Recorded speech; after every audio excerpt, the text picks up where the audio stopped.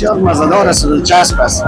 واقعا ارزش داره که یک برنامه ارزش داره. این از چجور میکنه و چطور اینا مخورد مزه‌دار است.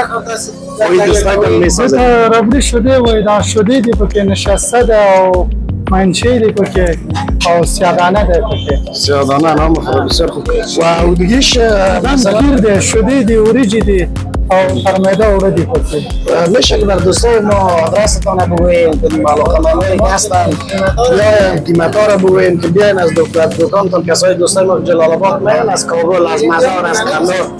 من سر دکان که شورما ده بریانی ده ربلی شده دی گیر ده او دغه باش مخابرات چوک آدرس ده او معلومدار آدرس ده که هم چوک یختش مثلا کنون دکان ده لوی واری کتلیم دی معلوم ده.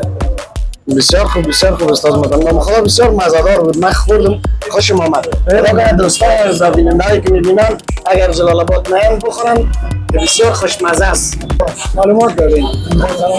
تشکر دوستای عزیز. چینل ما را لایک و سابسکرایب کنین و بیننده ما باشین تا برنامه بعدی دوستای عزیز.